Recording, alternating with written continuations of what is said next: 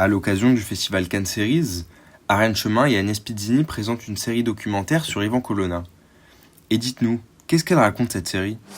Alors c'est un producteur, Tancred Ramonet, de la société de production Temps Noir, qui nous a proposé de travailler sur Ivan Colonna suite à son agression en prison. Et il est venu nous chercher toutes les deux pour qu'on puisse réfléchir à une série documentaire qu'on pourrait proposer à France Télévisions. Agnès a l'habitude d'écrire des séries documentaires, donc à partir du vrai, mais avec cette esthétique de la série de fiction, même si tout est vrai.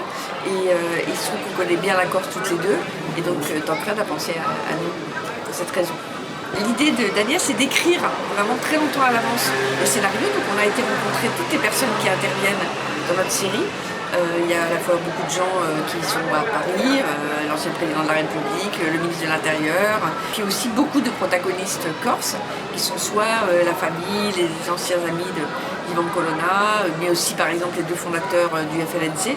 Et donc à chaque fois, on a préparé des entretiens, comme des entretiens de presse écrite. Et la justice est passée et elle a reconnu Ivan Colonna comme étant coupable et faisant partie des membres du commando qui ont assassiné le préfet Erignac. Donc il était hors de question de revenir sur cette culpabilité. La justice est passée 3 fois. Voilà. Donc on est parti de là, on était d'accord là-dessus, ce qui n'exclut pas, justement c'était l'idée de cette série, de raconter que cette histoire, elle est complexe parce qu'elle raconte une incompréhension qui dure depuis 50 ans entre Paris et la Corse. Et donc on voulait que ce soit des voix portées des deux côtés, qui puissent raconter cette histoire de manière plus claire dans son scénario et son déroulement, mais peut-être plus complexe, en amenant un contexte qu'on ne connaît pas forcément.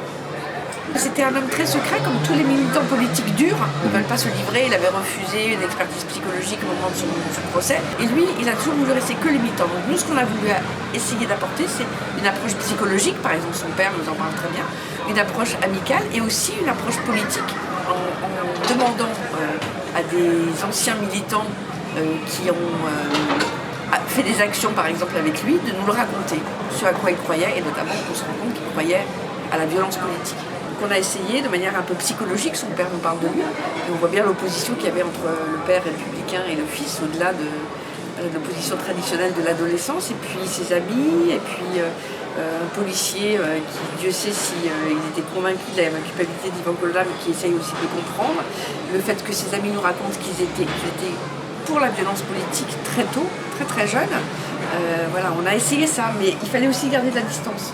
On a essayé de garder un équilibre, d'être juste entre les voix corses et les voix de Paris, c'est-à-dire de pouvoir accorder autant de temps aux uns comme aux autres, tout en gardant une certaine neutralité par rapport à ça.